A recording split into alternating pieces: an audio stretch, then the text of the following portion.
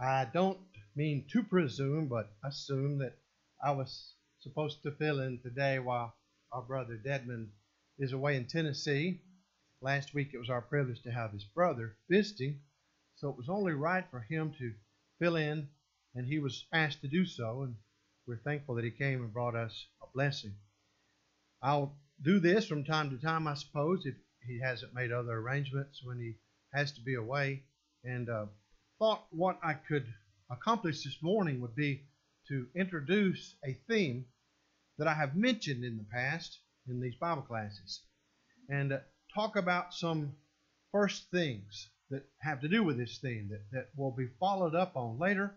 And as we get opportunity, we'll have to, of course, mix it up here and there because most of the time we'll be studying this fine series on the church. But occasionally, if I substitute, we'll go back to this theme, and it's one that is kind of ongoing. It will have to do with biblical interpretation, general principles. Now, this study also is interpretation of the doctrine of the church and related matters to that issue that our brothers conduct. Everything we do is biblical interpretation. It is interpretation in practice, but it helps sometimes to just step back to see what it is we are doing. We're reading the Bible and we are trying to determine the meaning for our lives, for the church, and for, well, people in general. So there are some principles we need to be aware of. I thought that the first things would have to do with the even broader question of how we interpret anything, any document or any spoken communication, just in general, how we interpret each other. Now you may think, well, I don't have to interpret my husband, for example. I hear what he says. He speaks the same language. But does he? I mean, does my wife always speak the same language I do? Well, it's English, and yet there are times when we misconstrue the meaning. It's not just because we're getting old and we don't hear each other that well. That's a factor. But even when we hear each other, something is said out of context, and I may fly off the handle when I realize she didn't mean what I thought she meant, so I have to apologize. That kind of thing happens on a regular basis. Oh, that's what you meant. Sorry, because we are always interpreting each other. And our lives consist of that, a series of interpretations. This is no less true of our study of the Bible. In Isaiah 1 and verse 18, in the beginning of that sublime prophecy, the prophet said, he's speaking for God, he beckoned the people, "Come now and let us reason together, saith the Lord." Now this is a correct translation, and it suggests it's possible to sit down and to reason with God. Not that we literally give an idea to God, hope He will accept it, and then we'll take one from His, not reciprocity, but that we'll sit down and we'll listen to what God says and we'll consider it and understand it. Let's sit down and think of the logic of the situation. Most people believe what we want to believe. I've mentioned that before, but I want us to just think about it because I'm afraid we fail to see how much that is spread throughout all of our daily activities, all of our thinking. I pretty much will believe what I want to believe, and I'm really prone to reject what I don't like to believe based on my personal preferences. Oh, the heater's pretty loud. Oh, okay. There are some things that I enjoy knowing and hearing about. Other things make me just uncomfortable, make me mad sometimes. So I tend to just believe what I want to believe. We're all that way. We're human. We have our wills involved, not just our minds. And not just our reason or logic. But we have feelings as well, because that's the way we're made. The problem is when we allow our feelings or our wills, our inclinations and desires to get into the way of right thinking, we can err, and sometimes in a very, very serious and dangerous way. I was looking at a book early today that I might bring into the class later. It was a basic study on how to study the Bible written by a Calvinist. And I was surprised to see, most of the book's pretty good anyway. It's written on a popular level. I was surprised to see he was saying, a man reading his Bible could make a mistake so bad in interpreting the Bible that he could end up losing his soul. To paraphrase, his destiny is affected. And he said, for example, if he reads in James where it says, "You see them by works a man is justified and not by faith only," and he misinterprets that to mean I can earn my way to heaven by doing a few good works and then live like I want. Do good things here they stack up over against the bad thing. He said he could lose his soul. Well, on that point, he's right about that. So people can make mistakes, and the mistakes can lead to very serious problems. We want to avoid mistakes. We want to think about how to think. There was a book that was written by Norman Geisler. I've read Geisler's work since I was in college back in the 70s. He is a very capable scholar, a conservative who believes the Bible is the inspired Word of God. He's also a philosopher, and he is a student and a teacher of logic. You would call him, therefore, a logician, a teacher of logic, and a student of logic. And he's written a book that's similar to one our brother Thomas Warren wrote. It's called Come Let Us Reason by Geisler and Brooks. And Ronald Brooks is a co-author in a few other works by this man. I don't know much about Brooks, but the book is very good. As I mentioned, Brother Thomas Warren wrote a book on the subject of logic in the Bible, and it's a fine volume. Well, what he did basically in that work was to attack some liberal ideas which suggest logic has nothing to do with interpretation. Well, he showed how absurd that is. Right up front, and Geisler attacks that premise too at the beginning, and he shows the self-inconsistency of it. Right up front, you can see how loony that idea is. To say that logic has nothing to do with Bible study is to open yourself up to a really major criticism. How do you know that? Well, I read my Bible, and I don't find anything in it that says we need to know logic. Okay, so you draw the conclusion what? Well, you see, you draw a conclusion, which means you've used principles of reason. Now, you may not do so correctly.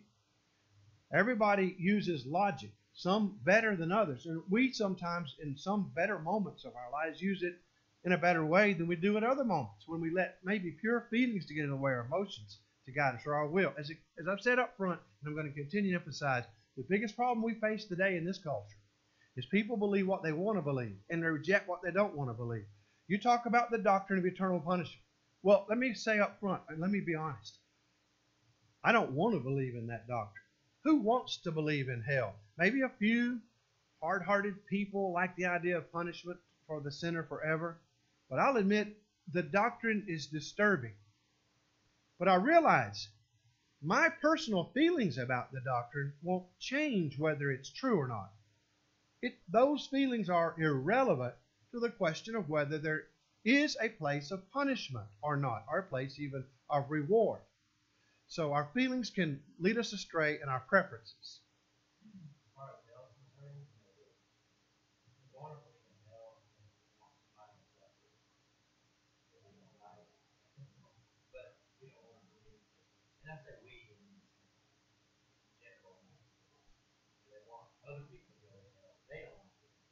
Yeah. Well, that's true. I don't know that I would want anybody to go to hell. Even Adolf Hitler. Not on my personal feeling. I don't want anybody to go to hell. I do get mad sometimes, especially in politics. American politics, sometimes I wish maybe purgatory. Yeah, maybe.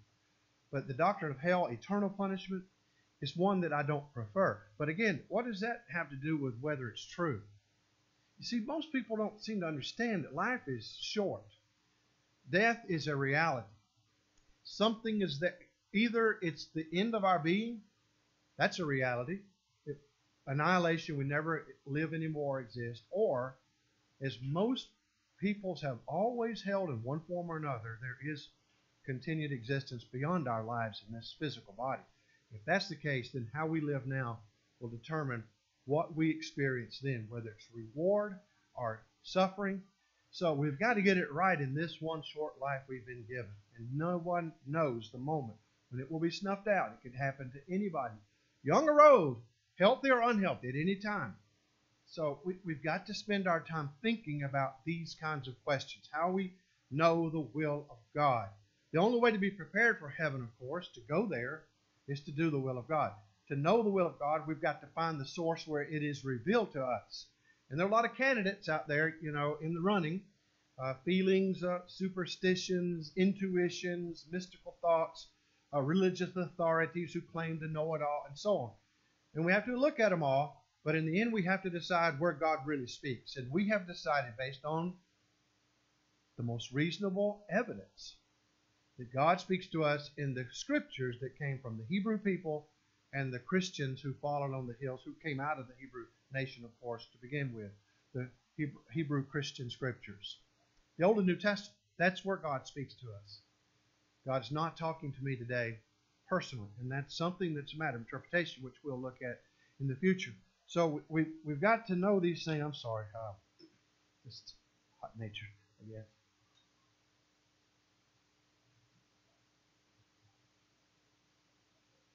My feeling is it's very hot, but that's my subjective feeling. I'm sure y'all are comfortable. We've got to know what's right to be prepared for heaven. So let's think about how we reason. Come now, let us reason together. Again, Brother Warren's book dealt mainly with the question of whether we should use logic in the Bible. It's very theoretical. This book, however, although he's not a member of the church, Geisler nor Brooks, is very practical. So that's why I thought there were some good things we could get out of it. It's an introduction to logical thinking.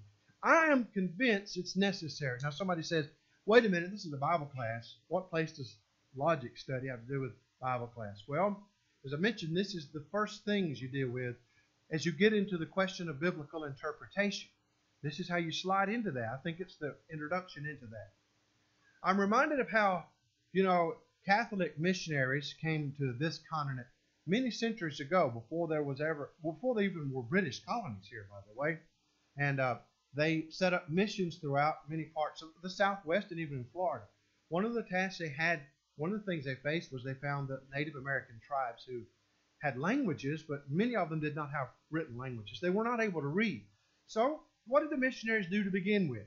Well, they taught the Native Americans, many of them, to read and write. Now that was a great service to that people.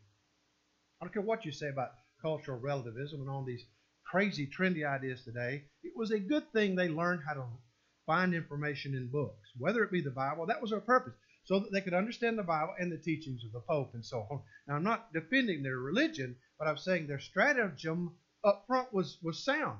They taught the people to have the basic tools to do Bible study and to understand the Christian religion, taught them how to read. Well, in a sense, if it were necessary, we would do that here. Now, everybody here can read, but if we were not able to, the first thing we might want to do is have a class in how to read to help us to understand our Bibles. But this is really the same thing in principle, to help us clarify how it is that we use logical principles every day of our lives. So that's why this study, I think, is very important. Let's look at a couple of definitions here, and these are very good. We asked, what is logic?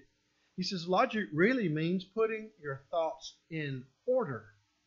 Well, that's a general way to put it, and there's some more definitions too. That's a good way to think about it. Thinking correctly.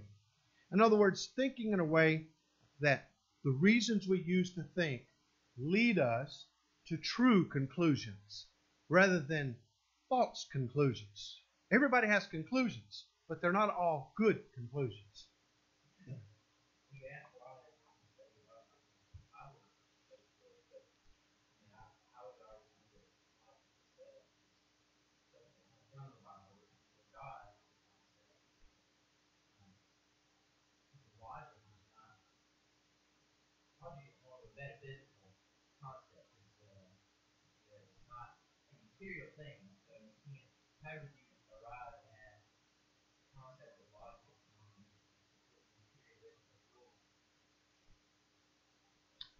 Well, I wanted to get into that a little bit later. We can give a preliminary answer, I guess. I am not like, now I know you're not suggesting that. I don't mean to insinuate. I'm not like some thinkers who've tried to make the case that you cannot know logic apart from first knowing God.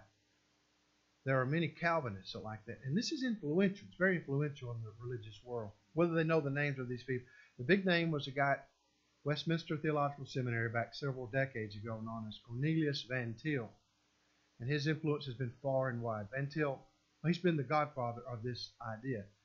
A thinking called presuppositional thinking, from the word presupposition. You presuppose. You have a supposition, something you suppose. This is something you suppose beforehand. He said, there is no common logic between the sinner and the redeemed. We think in completely different terms. The sinner out there is unregenerate. He only can think evil thoughts. Even though he thinks he's thinking correct logic, he never can. Unless he starts with God, he'll never end up with God. No evidence can prove there's God. But we believe there's God. Why? Well, because God has made us believe it by a miracle. Who? Those of us who are of the elect. So unless you are of the elect, you won't get it. Tough. If God has selected you, you will get it. You'll never miss it. Someday you'll have a moment of experience, encounter with God, and He will implant in your mind miraculously the knowledge that He is and that you're one of His own. And then you'll know everything. To me, it's the most arrogant view and twisted view of Christianity that has come this side of the Gnostics of the 2nd century.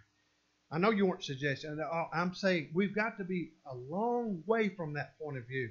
I would sit down with an atheist and say the logic for you is the same logic that I have. We have the same logic. Remember our debate between Flew and Warren we looked at a year or two ago? The good thing about that was those two men both had the same starting points about principles of reasoning that we want to discuss this morning, get into some of the basic principles of reasoning. They started out that way, and they had common ground. Otherwise, you can't communicate with others. And these Calvinists, like these hyper-Calvinists they're called, but that's just a logical extension of Calvinists. They're called hyper-Calvinists, but you don't have to put it that way. Calvinism leads to that kind of idea, that unless you're one of His own, unless you're of the elect, you can never understand it, because your logic's twisted because you inherited sin from Adam and it infected your thinking. So you can't reason with others. Don't do Christian evidences. In fact, Van Til hated Christian evidences. Thought they were a waste of time. Well, we understand we have the same common ground with each other. Now, the thing is, the Christian has an explanation. It's called the back of the book method. When you were young and you were looking at math problems in school and you tried to solve an equation and you couldn't, a lot of times in the back of the book, they gave the answer, the solution to the equation. A lot of times, almost always, I had to jump to the back of the book to see how to solve it. Cheated, in other words. Well, Christians have the back of the book answers. We can see after the fact how it is that we think, how we were made to think rationally. Atheists on their terms cannot do so necessarily by starting with matter and motion. There has been a long, venerable argument to say if everything is just matter and motion, you can't be sure that any brain can ever apprehend what's truly out there, what's truly real. I'm not going to go that far because I don't want to get into that argument with them that only because we understand there's a God, we can use our brains, and you can't because you're an atheist. I'm not going to do that. I'm going to say we have common ground. Now, how you do it, we have the better explanation. Yes. Well, but I can make the argument there are atheists out there that say we don't really think independently. There are some of on part machine back out that we think in general we just kind of do whatever our brain tells us. So yeah, I guess in that way, when I say that certainly God created logic, like God created a long, like eternal order. They don't work miraculously; they work according to sense. So, but they were miraculous creations. So, are not our brains, are not our our ability to think. We certainly have critical thinking skills beyond the animal. A dog, they can't use logic. Well, I wanted to try not to spend too much time on the theoretical side of why there's logic or how we have logic. But I see we probably all are thinking along these lines. So let's look at it for a moment. Well, I'm sure that in our time, everybody's raising this. These questions are raised by what they call the postmodernists, however you want to describe it. These are live issues today. I've tried to work through this over the years of my own thinking. And I want to say we begin with an even more basic principle. We have to ask the question, what is truly true? To use a term from Francis Schaeffer, what's really real? What's really there? Whether it be in the physical world or the spiritual realm. What's really real? What is really true? What is actually the case? Well, if there is anything that is real, is there anything that is real? Well, yes. Even the one asking that question must say, I'm real. I asked the question, so I must exist to ask the question. Now, the question is then, well, where did I come from? How did I get here? And so on. Where do I exist? In what realm? Am I just a mind detached from all physical things, maybe in a bottle somewhere off on a spaceship, and I just believe I'm just made to think, deceived into thinking I'm living in this physical world? Those kinds of questions could be raised, all kinds of hypothetical science fiction junk. But the question is there anything that's real? If there's anything real, and we can, if any mind can know it, then logic begins right there. It's the principle called, there are three basic pillars, like columns of a house, that hold up all logic for any language, for any culture, any time in the history of man. The first, I would say, is called the law of identity, from identity. And this is the basic one from which everything flows. If there is anything, such as if I exist, then there is. To say there is, the is, the simple copulative or equative verb, I is in English means something exists. If something exists, then and it can be identified. There's the law of identity, the first law. Well, if something is what it is, if a thing is what it is, it is what it is, then it is not what it ain't. I'm sorry, I don't mean to be too vernacular, but it's not what it ain't. If it is what it is, then it's not that, which is different from it. So if you begin with the law of identity, from that flows the law of non-contradiction. You can say A is A. Now all this is doing is you take the letter A and you let that describe any sentence, which we call a proposition, a sentence, an intelligent sentence. A is A, the law of identity. Therefore, A is not non-A at the same time and in the same sense. It can't be, because you're right. That's how you distinguish between truth and falsity, right there at the dividing line of contradiction. And you can also say a statement is either true or it is false. There's no middle ground. Now, this means a proposition that affirms something. Now, there are statements, philosophers like to get cute, and there are things we say on a daily basis that may not be propositions. I'm out in the woodshed and I'm working and I smash my finger. Ouch! Ooh. Was that a logical statement? No, it's called an interjection. It's an emotional outburst. You feel something, and so you scream ouch or ow or whatever, but you're not making a statement. But when you make a statement, then these rules apply. A thing is what it is not what it is not. It's not, and therefore it is either what it is or it is not. You have the law of the excluded middle. The law of identity, the law of non-contradiction, the law of the excluded middle. There is no middle ground. It is either true or it is false.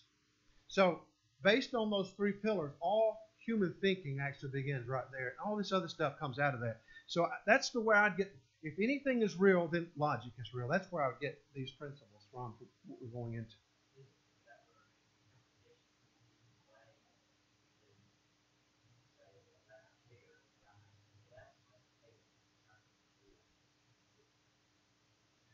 Well, yeah, interpretation goes right out of how we use the principles of reasoning. The whole issue of Bible interpretation, what we call the study of interpretation, hermeneutics, however you want to put it, that's the big word. But all that has to do with was whether we have understood what somebody is saying or whether we've misunderstood.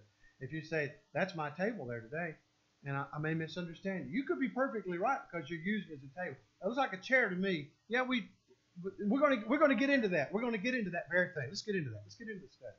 Yeah, go ahead. Yeah. Let's get into how we think.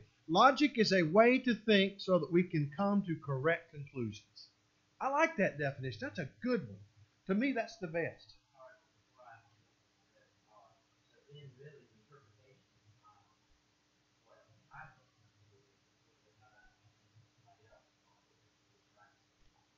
Well, you think what the other person has said, and that's so it's your interpretation has to do with what I think he said and what he said. So my interpretation is not what's important. Not my interpretation of what it is, but what my interpretation of what you intended to convey to me about it. Especially like in a Bible study, we want to know in this short life in which we live practically, what do I need to do to be ready for judgment or life after death? Well, how do I know? Well, God's communicated to me in written words in these scriptures. Well, I've got to know what they mean. I've got to understand these scriptures. What did God mean to say to me in any given passage? That's what we're doing here. In order to do that, we've got to look at some basic logical principles.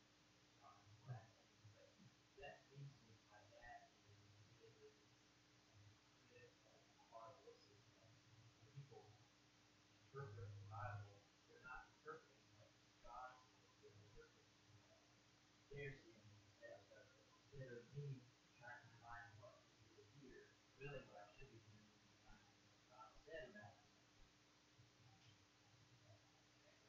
Yeah, that's the issue. As I see it, the same issue of wanting to know what God said. What does God intend to say? What does God intend for me to understand? Now, people come up with all kinds of crazy interpretations because they like them. They're curious, they're interesting, fascinating. People like entertainment, and they feel better about it. They like to believe what they want to believe about the Bible or anything else. They want to believe. What we're looking at in this class is the necessity of coming to believe something because it's the right thing to believe, not necessarily because I want to believe it. In fact, I may be reluctant, but I'm led to believe it because it's true. And if I care about truth and wanted to know what God really wants me to do in my life, rather than what I just would hope He would want or guess, then these issues matter. So logic is a way to think, a way to think.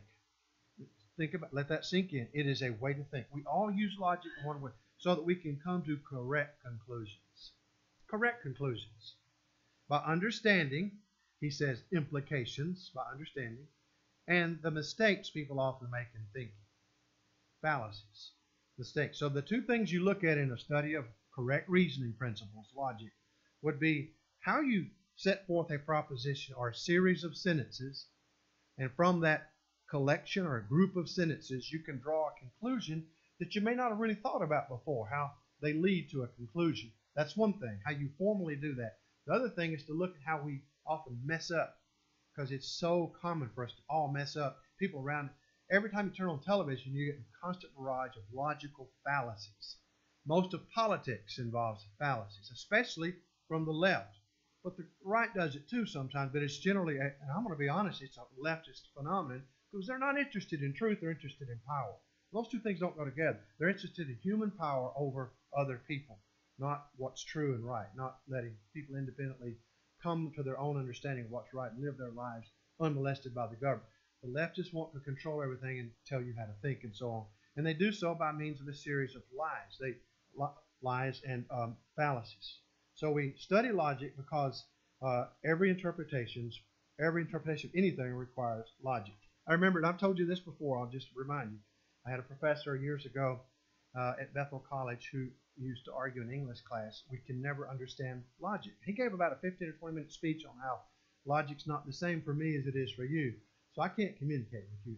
You think you understand my words, but they mean something different. He used the very illustration of table. I mentioned the word table, but I'm thinking of the table I grew up with as a child. That's the concept in my mind. Your table is a different table. We're not. When I say the word table, you see something different in your mind from what I see. We never communicate. We can never communicate. And at the end of it, he said, "Now, any questions?" I said, "What did you just say?" And he said, "You trying to be cute?" I said, "No, Dr. Goldwyn," that's his name. I said, "I want to know what you just said." Well, I said, "Don't repeat it because it won't do any good, because whatever you say, I can't understand it. You tried to tell us how the last 15, 20 minutes, you tried to explain to us why you can't explain anything to us." Well, let's move on. He got upset with me in the class because they always do. This loony type of stuff turns on itself. You study logic because it's the only way to avoid wrong thinking. It's the basis of thought. He gives a lot of objections why people shouldn't study logic. He hears them all the time. There are many kinds of logic. Why just look at Western logic? The logic that comes from Aristotle, for example. Well, it's not. In fact, there is not a different logic for the Eastern mind as from us. There are mystics among Westerners. There are mystics among the East. The mystic mind, religious mind anyway, like Buddhism, likes to emphasize mystical stuff and things that make no sense, like reality is one hand clapping. Okay, that sounds so abstruse and abstract. It's stupid. And you say, well, that's because you're a Westerner. No, it's stupid even for an Easterner. And he's careful not the Buddhist monk, once he finishes his little sentences on his koans like that, riddles, he'll look both ways before he crosses the street outside of the temple. I promise you, because he believes in the same logic we all live by. So there are not many different kinds of logic. Logic doesn't work. He says people don't respond to it. Now, I've heard that a lot, even in the church. People respond only to emotions. Well, it's true that, as I've already mentioned, most people believe what they want to believe, so emotions are very effective for for herding people like cows into doing what you want them to do. Demagogues make use of that method all the time, but that doesn't mean you're leading people into truth. People ought to want to know the truth, not just what makes them feel good or gives them the right emotions. So logic does work for people who want to know what is right. Not everything is subject to logic. So it's, oh yeah, well, the statement ouch is not logic. But when you make a statement and you affirm something, it is true. Like Christ is the only way to heaven. That's a proposition. Christ is the only way to heaven. Then that's either true or false, and you have to understand what it means to say that. Somebody says logic is above God, but no, logic flows from the very nature of God. God is the first reality. He's the prime law of identity about God. God just is. He is the basic reality of everything. He has always been. So logic, the law of identity, flows from the fact there is God. And you could say all the other laws of logic flow out of that too. And when God communicates to us, He does so based on principles that have to do with correct thinking, how we get the truth versus how we do not. And we don't have much time. See, you can look at logic in two ways. You have, for example, the simple formal kinds of arguments. And an argument is just a way of arranging sentences to draw a conclusion. That's all an argument is. In the proper sense of argument. Now, we mean quarreling and fighting, fussing. That's not what we mean in this subject, in this context. An argument has a higher tone to it. An argument is when you set forth just a series of statements, and from those statements, if you look at them, how they relate to each other, you should be able to draw a conclusion. Now, the classic one we've heard all our lives is the simple argument that is called a syllogism.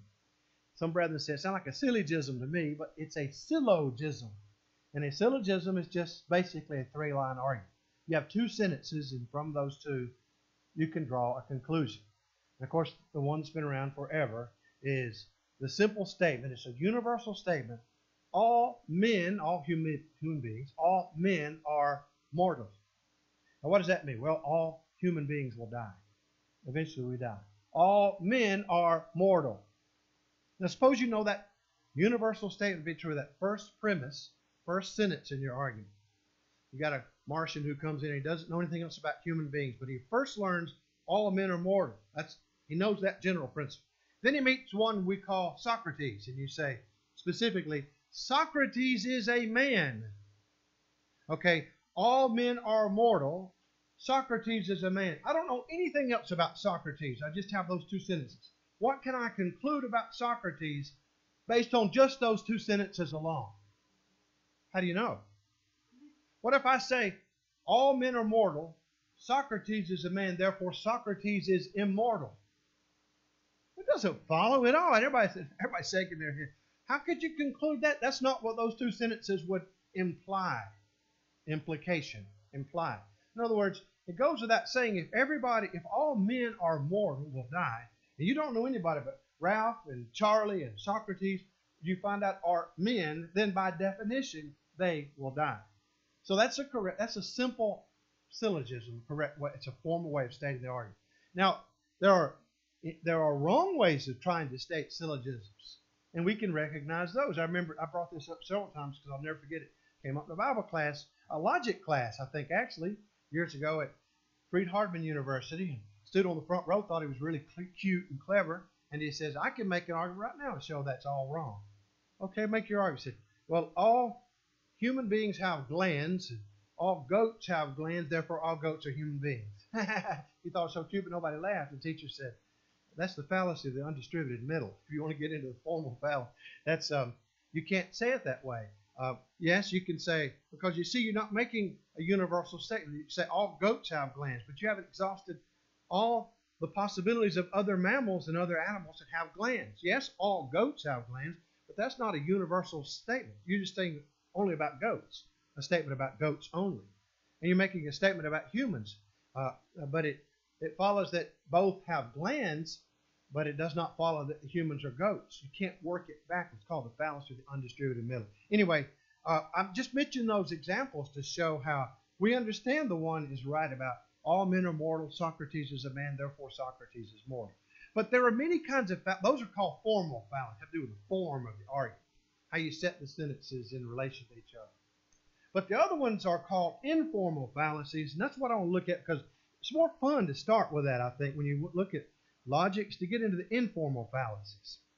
And these are two kinds, basically. Fallacies are mistakes we make. These are fallacies of ambiguity, from the word ambiguous, something not clearly stated, and fallacies of relevance, whether something is relevant to the question or not. Two kinds of informal fallacies. Look at a few of the fallacies of ambiguity. One of them is called simple ambiguity. Simple ambiguity. And this is simply something like this. If all men are created equal, then why are pro basketball players so tall? Well, you're using equality there in different sense. If you say all men are created equal, by the way, that's not the Constitution. That came from Abraham Lincoln Gettysburg Address speech. It was a reinterpretation. I'm not going to say it was bad, but it was not part of our founding doctrine. I think our brother mentioned that on the tapes, didn't he? Anyway, that was part of a 65, 70-year-old interpretation of the Constitution. All men are created equal. Can't you say, why aren't basketball players the same height as the rest? You don't mean equality of height, physical stature. You mean equality of rights is what you mean. So you're using equal in different senses. It's ambiguous, see? Your argument is sound. Nothing but sound. I like that. Your argument is a sound argument. Nothing but sound. Well, you're using sound in two different. In the first case, you say your argument is sound. That is whole, it's healthy, it's correct. In the other sense, you're using it sound, just a bunch of noise. Okay? Ambiguity. So that's simple. Then another one is called, another fallacy of ambiguity is called amphibole. Amphibole. Or relationship. It's the fallacy of how you relate sentences. Such as this. Now let me ask Susan if she understands this. Save soap and waste paper. Well, what am I saying? Am I saying save soap and waste paper? Or am I saying save soap and waste paper? Am I using waste paper in the sense of an adjective, or am I saying waste paper as a verb? Waste paper, you see, it's ambiguous. It's funny to do this. I live by the river. Oh, wait, excuse me. I live by the river. Drop in sometime. What do you mean? I mean, that's the fallacy of amphibole. The airplane took off slowly with Mary on it, her nose hugging the ground. Well, and English teachers have to get into this a lot, or Spanish teachers too. The airplane took off slowly with Mary on it, her nose hugging the ground. What, the airplane's nose or Mary's? See, that's a matter of ambiguity. And we can't communicate well when we are guilty of ambiguous statements like that and we don't clarify what we mean. Another kind of statement of ambiguity has to do with emphasis or accent, how you accent something, how you say it. And here he gives the sentence, I love you. You could say it, I love you. Or you could say, I love you. Or you say, I love you. Or I love you. I mean, you can say the same thing, but you emphasize it differently, and you really convey different meanings by how you say it, especially in spoken speech. Then there's a fallacy of significance or circumstance. It has to do when you change the conditions or circumstances surrounding the meaning of the words. If a child looks into his grandfather's pipe, he's smoking a pipe, and he says, fire in the hole, that means something different from what it would on a battlefield if you're in a foxhole, right? Fire in the hole. So has to do with context. And then and he says something like, for example, this has to do in the religious realm. If we affirm Jesus is the Son of God, for us, that has a kind of meaning that differs from people right down the road. You go to the Kingdom Hall, so-called, of the Jehovah's Witnesses, they don't understand by that the same thing we do. To say Jesus is the Son of God means he's a created being that God made. A superior being to the angels, but God made him. When we say Jesus is the Son of God, we mean he's equally God with the Father who has always existed. So you got to ask the context of what the words mean for the person who uses it. And those are kinds of fallacies of ambiguity. The other kinds of fallacies are a lot more fun to get into. They're a lot more common. These are fallacies of relevance. In other words, these are errors that don't really address the issue, but people think they do. They sound like they do. The first is what he calls attack. And they use these Latin phrases because this stuff has been studied for millennia. You know, a long time ago you could find Latin treatises or texts written about this. And the first one is called The argument or argument ad baculum. Ad means to, and baculum means stick. The argument to the stick. And you can guess what that one means. It's the appeal to force. In other words, you better accept what I'm saying, I'm going to beat you up. Now, does that ever happen? Every day. It's an implied argument even in this country, the land of the free. Politics is rife with that sort of thing. You either accept what I say, or you're not going to win on the next thing. I won't even put you on, or you don't even get a place at the table. You got to accept this. It doesn't really determine whether something is true. It just determines whether you're big enough to beat up somebody else, or they can fight back. That's all it. And that doesn't answer truth questions. How big you are, how big your stick is. But it's a very, very important one. He gives an example in the Bible, Acts chapter 4. The apostles are called before the Sadducees, and they tell them, but didn't we tell you not to preach anymore in the name of Jesus? They had nothing to say in reply. And when they had threatened them further, they let them go, finding no basis in which they might punish them. Couldn't find any logical way to do it. And after calling the apostles in, they flogged them and ordered them to speak no more in the name of Jesus. So the Sadducees, as the Jews always have done, and I'm going to say that as a rule, except for the good Jews who became Christians. Jews have always done this. They can't win the argument, so they beat you up. Or they foreclose on your house. Whatever force they use, they will do so and will try to destroy you. And this is not just a Jewish problem. It's one we Gentiles also appeal to and have trouble with. Ad baculum. The second kind of attack argument is called the argumentum ad hominem. To the man, hominum, from homo, man, hominum. And this is this is just character assassination. Don't believe what Jesse says because he's a scoundrel. Jesse tells you something. I'm not going to believe a word you say because I know you're a bad person. I know what you did. That's very common. Very common.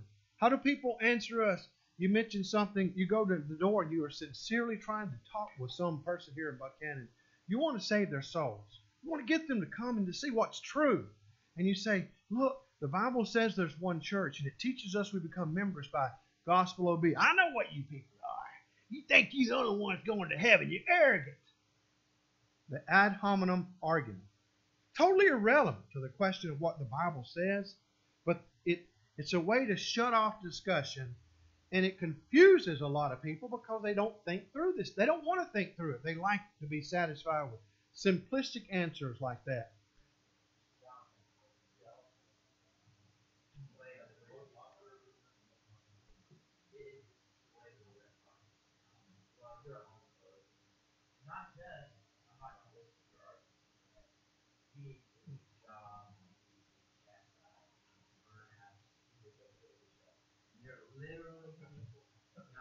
No, they seriously do. There are literally people that have committed suicide because of the bullies on social media. You're a homophobe. You're a hater. I mean, and that is Satan. That's it. I mean, That reminds me of in the very beginning, that was Satan's first tactic. Think about it. He asked the woman, why don't you eat of this forbidden fruit? She said, God said we can't eat of it. Oh, God knows. The reason I don't want you to eat the forbidden fruit is you'll be like God. You'll be what? God just got a vested interest in protecting his godness. He doesn't want you to think like he thinks and be wise. So he wants to keep you ignorant. Just an attack on God's character, of course. Satan, of course. The very word Satan means adversary. It means the attacker. It means the one who makes stupid arguments, irrelevant arguments. They're stupid from the standpoint of what's truth. But they're very effective. These fallacies work. They're in every day you turn on commercials. Commercials are all based on fallacies. Buy this automobile. Why? Look, there's a wedding. See two people getting married. Look, there's a puppy. Oh, a baby is born. I like puppies. I like weddings. I like babies. Therefore, I transfer those emotional happy feelings to your car. Maybe your car's no good. It don't want to even crank. But I like it because I like. See, these are irrelevant things. And this is the way that's what my dad used to tell me when I was younger. And the more I think about it, the more it rings in my ears what I used to say. I hate commercials on TV. This is back in the 60s because they questioned my intelligence. Well, that's what he means. They're just fallacies, logical fallacies. Yeah. Here's a lawyer standing up in court. We have no case, Your Honor. but certainly you're not going to believe the alcoholic El Sleazo, the ambulance chaser that the plaintiff had just had to stand up against him. I mean, the plaintiff had just hired this guy. I mean, Jesus was accused in Matthew 11:19. Behold, a gluttonous man and a drunkard, a friend of tax collectors and sinners. Don't listen to Jesus. He eats with prostitutes and tax collectors. So he's no good. That's the Pharisee. That's the modern elite of our time as well. He mentions another, I don't know who this author is, Kubler-Ross's views on the stages of grief should be rejected because he has contact with departed spirits. Now, I would say there are certain types of arguments that are relevant. Let me give you a case in point. On some subjects, you read the Calvinists. And Calvinists, they just expound what, or tell you what they believe a given passage means. Many times they've got some good interpretations of biblical passages. You can read a lot of good stuff written by Calvinistic authors. So don't throw out the baby with the bathwater. But be careful. If you're reading a Calvinist, he's talking about the foreknowledge of God and predestination. Already you know he's going to go in a very different direction from what you believe the Bible teaches to be right. So it is relevant to know people's background beliefs, although a statement is not tested by that. There are various kinds of argumentum ad hominem. You could say, sometimes you could say a person is not credible generally, but his particular statement or about in testimony may be credible. Some like to bring this up. Many logicians have made a big to-do about Paul's statement in Titus 1 and verse 12. Because here Paul quotes a Cretan, one of their own poets, who said, all Cretans are liars, evil beasts and slow-bellied, gluttons and others. And he says, this witness is true. Wherefore rebuke them sharp. And the logicians say it can't be true. Because if all Cretans are liars and he was a Cretan, he was lying when he said it. But if he was telling the truth, then he was also lying because he's a Cretan. So either way, it can't be true. But that's not what Paul didn't say all Cretans lie all the time. When this Cretan said all Cretans are liars, that statement was true. It's just that generally speaking, Cretans are liars. You can't trust them. What did he say? Therefore, abandon them, reject them? No. He's there in a mission to teach these people the gospel, to send them to heaven. This witness is true. Wherefore, rebuke them sharp. In other words, tell the Cretans to get out of their culture this tendency to lie. Tell Cretans to quit acting like Cretans and start acting like people that are supposed to act. You could say that about any culture. We got a lot of hang-ups in our own. Sometimes we're liars, and not just the Cretans. So there are some times when it's important to look at the background, asking if a witness is credible or not, but that doesn't change the fact that they can be credible and even though not be a good person. In other words, the truth or falsity of a sentence doesn't depend on whether you're a good person or a bad person. No, not as Paul uses it. It's not. See, he's not using it as a logical fallacy to make a point based on a logical fallacy. What he's doing is telling Titus. He's trying to get Titus to see what his responsibility is as a young preacher among these hard-hearted people. Come right in. Your responsibility is, he's saying, is to tell these Cretans. If you look at the next verse, he says, this witness is true. He says, tell the Cretans to stop being this way. In other words, what they understand about their own culture, they got these vices. They're always liars. The King James says, evil beasts, slow-bellied. They're gluttons. And they just sit around telling lies all day and just eating and drinking wine and cheese, eating cheese. So, he said, this witness is true. Well, generally speaking, now, there were Cretans who are members of the Church of Christ here, and they're learning better. And these Cretans have learned they're supposed to tell the truth. He said, rebuke them sharply that they may be sound in the faith. They're human beings. They can be sound. They can quit acting like Cretans do and telling lies. So that's what he means by that. It's not an ad hominem fallacy.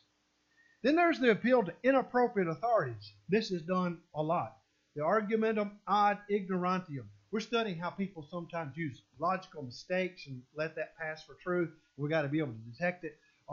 One other author, I should have brought that book, says we need to put on our baloney detectors. We need to be able to detect baloney when we hear it. We got that from Carl Sagan, who was the preeminent espouser of baloney, by the way, when it comes to the origin of the cosmos. But he said, you got to put on your baloney detector. Well, that's true. Be able to recognize silly arguments from good ones in order to interpret the Bible. The argumentum ad ignorantium. You might guess what that one is. Argumentum ad ignorantium. The argument from ignorance. And it basically says this. You got to accept this because you can't prove it's wrong. You make a statement, you can't prove it's wrong. You see, that's your responsibility is when you make a statement to give supporting evidence. It's not enough to turn the other person and say, you got to prove it's wrong. He said, unlike in a courtroom under our British common law system we inherited, you can't say that a statement is presumed innocent till proven guilty. That's not true with statements. Not at all. It's true with people. That's a provisional working thing to protect the rights of the accused in our system. When it comes to logic, that doesn't follow. So you can't just say, suppose you see a snake on the ground. You don't know if it's poisonous or not. Well, you can't prove it's poisonous, so you think, oh, whoops, sorry, it was poisonous. I mean, you've got to have other reasons for knowing something, not just saying you can't prove it's wrong.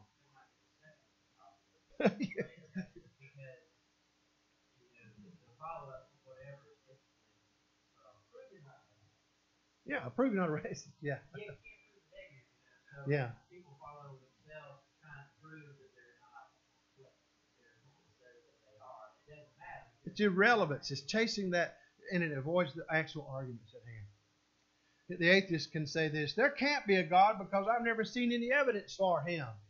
Reminds me of Yet Boga, the cosmonaut said. The first time they sent a cosmonaut into space, the Russians said, he looked around in space and said, Yet Boga. No God. Yet. No God. No Boga. God. Yet Boga. There is no God. Well, that was a silly argument. Everybody realized you don't see God in that way, cosmonaut. But the atheists of the Soviet Union loved it. Oh, they all laughed at it. And we see how silly that is. On the other hand, the Christian can say there must be a God because no one can prove that he doesn't exist. That's the argument of ad ignoranum. You can't prove it that way by just saying you can't prove it's wrong. So that won't work. Another one is the argumentum ad misericordium. Misericordium, from misery, it's the appeal to pity. Oh, this is another common. You hear it all the time. If this man is given the death sentence, Your Honor, who will take care of his wife and children? If you send them home, they broke across the border illegally. What about these dreamer kids? It wasn't their fault their mama brought them over here. Well, it wasn't their fault that their mom and daddy go to jail for drug dealing later, and they have to be wards of the state. But it happens. These are consequences from people making wrong decisions. And see, this is the present argument going on now. The dreamers should all be allowed to stay here because it's not their fault. I mean, don't you have any compassion on these poor kids that were brought over here when they were young? They didn't ask to come over here. This kind of thing is used all the time.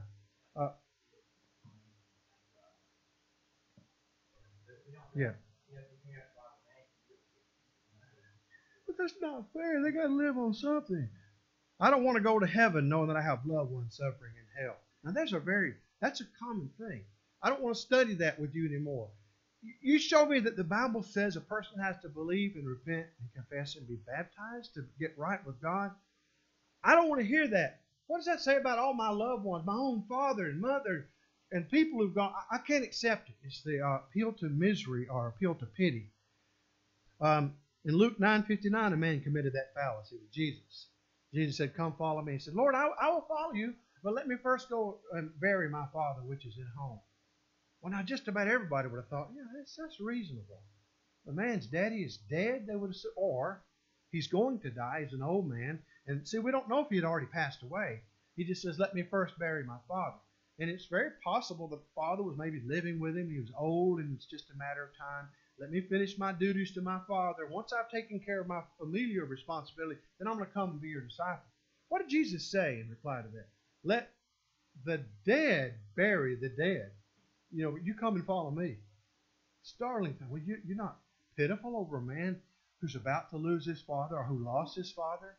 That's not Jesus' point. He's saying you're spiritually dead if you put your family obligations before your obligation to follow me. If family comes first, you're spiritually dead. That's a strong statement, by the way, but there are many fallacies committed in people's relationship to Jesus. The argumentum ad populum. That's easy to understand. This is the fallacy of deciding truth by opinion polls. Now that's, again, politics is based on that, right? Snob appeal. Only an ignoramus would reject this. This is used in our college classes almost all the time, especially when it comes to the theory of evolution. They don't provide evidence for Darwinian evolution, not really. Dark-colored moss, light-colored moss in England back in the 19th century. Really, come on. This is supposed to tell me all things that exist, all organisms came from first primordial organism, an amoeba. Or, an amoeba is well too developed to be the first organism, by the way. That's silly. But well, you got to accept this. Why? Because you're going to fail my course if you don't. That's another appeal to the stick kind of thing. God is love. So just love everybody. Don't worry about judgment. God is love. Don't worry about judgment. Just love everybody. Since the inerrancy of Scripture is a divisive doctrine, we should reject it. Now, that's been said by many thinkers. And I see we're going to have to stop this now. I wish we had more time. There are several more fallacies. But I hope these help us. The appeal to authority, let's look at that one. The ad verecundium. And there's nothing wrong with appealing to the right authority. He's talking about appealing to the wrong authorities. In other words, I'm not a doctor, but I played one on TV. Remember that old commercial? Some of us do when we were younger. Therefore, listen to me when I sell this product, because I used to play on soap opera. I played a doctor.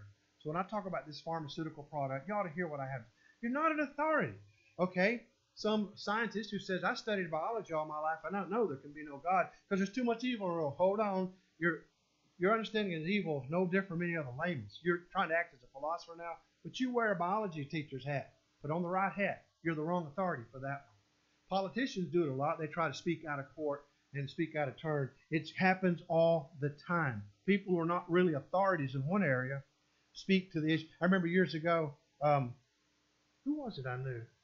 Somebody had their appendix removed, and the doctor told a member of the church, he said, well, we don't really need our appendixes anyway. It's just a vestigial organ left over from evolution. It no longer serves a purpose. Well, he's speaking out of turn. He's an MD, medical doctor. Fine, you know about appendages like the appendix, but you're not an expert on Darwinian evolution. Just be quiet. I don't want to hear your comments. Now, don't try to push that on me as though you're an expert, because you're not. In that area, you are in other areas. That's not true. By the way, the appendix is not a vestigial organ. In fact, there are no vestigial organs. That's just the Darwinian. There were over 300 so-called vestigial organs at the beginning of this argument because they were ignorant of what these organs did, and they couldn't understand exactly what the organ did. Oh, it's probably left over from evolution. Nature selected against it. Eventually, it'll just disappear in the evolution of the species. And over the years, as they've studied, they reduced it down to about two or three out of the 300 or so, that now they think they still don't know exactly what to do, so they think they're vestigial organs. It seems to me that after you've lost on 297 of your cases in point, you just should give up the whole silly argument. If you don't know, it just means you don't yet know. But there are purposes to these organs. By the way, my son-in-law had a ruptured appendix last week. We're worried about him a whole lot. Anyway, wrong argument. Another one is the argument of anis from the year anno, like year, the word year. Argument because of age. Oh, that's an old view. That's an old. You're just traditionalists. You're hidebound. In other words, my view is up to date. What we call chronological snobbery.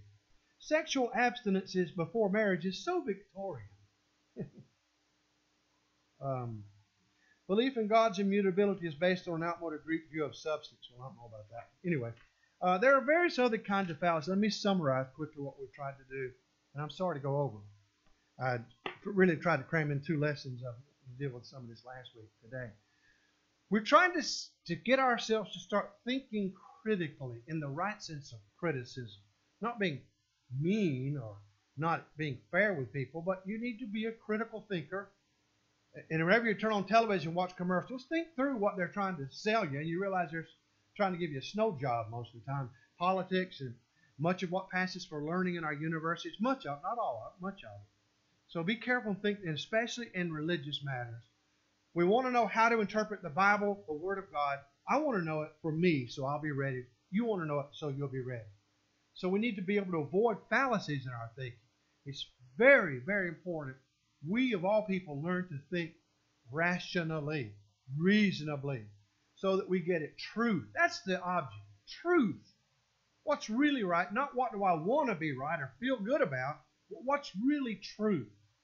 That's what matters. Any questions or any comments before we dismiss? Sorry to go over. Thank y'all.